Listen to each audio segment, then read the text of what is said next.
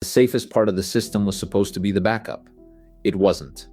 On January 31st, 2017, GitLab.com went down. When it came back, some of the database changes users had made during the outage window were gone for good. Projects, comments, new accounts, issues, snippets. Git repositories and wikis were not erased, but the service was offline for many hours, and GitLab said it ultimately lost roughly 6 hours of database activity. That is the public consequence.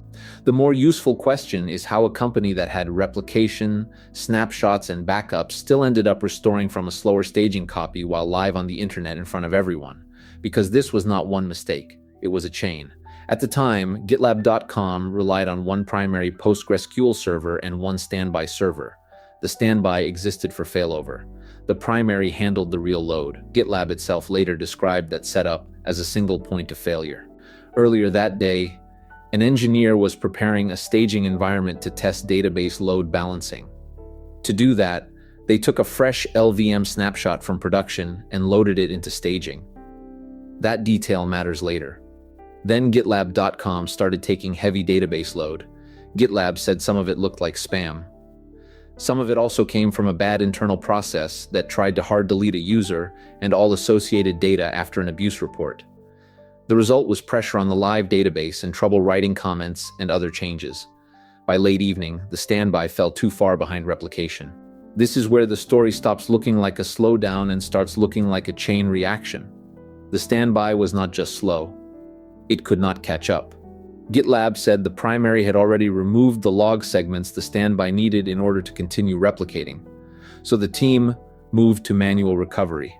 The plan was to wipe the standby database directory, copy the primary again, and rebuild replication from scratch. That is a stressful place for any team to be. The live system is hot. The standby is already out of the game. The manual procedure is fragile. And the primary is carrying everything.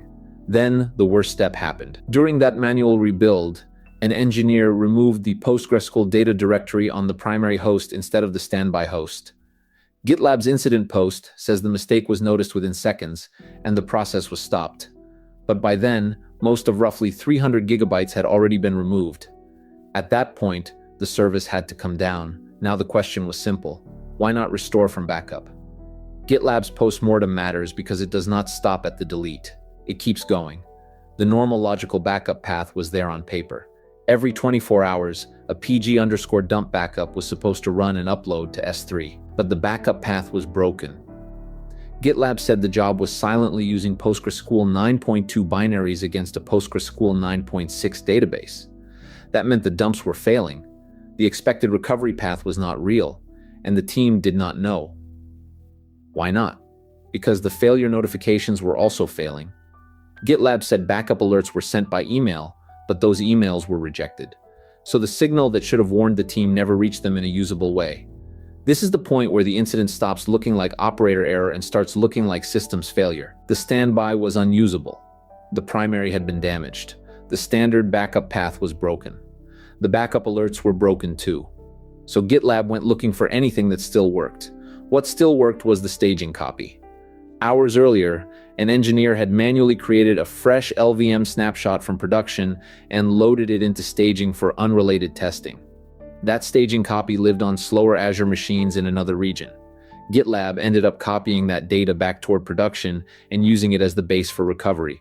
That recovery path was slower. It was indirect. And it was never supposed to be the primary safety net. But it was the safety net that still existed. GitLab kept a public document of the recovery, streamed parts of the effort live, and used status updates to tell users what had happened. But the transparency is not the lesson.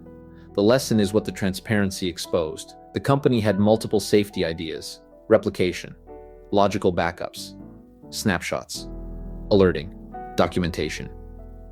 Under pressure, most of them failed at once. GitLab's postmortem says the outage lasted about 18 hours. Its public posts also describe the lost data window slightly differently, so the safest summary is this. When GitLab.com came back, it came back missing several hours of database changes. That missing time is the cost of every weak assumption that came before it. The assumption that one primary and one standby were enough. The assumption that manual rebuild steps were safe enough. The assumption that a backup job that exists is a backup job that works. The assumption that a failure alert sent is a failure alert seen. After the outage, GitLab listed corrective actions that sound obvious in hindsight. Better host differentiation, backup monitoring, point-in-time recovery work, more snapshots, restore testing, clearer runbooks, ownership for data durability. All of those fixes point to the same truth. A backup does not protect you when it is scheduled. It protects you when it restores. A failover plan does not protect you when it is diagrammed. It protects you when the replica is actually ready.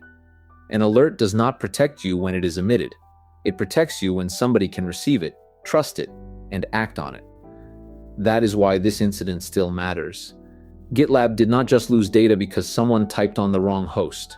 It lost data because the system around that moment had already spent its margin for error.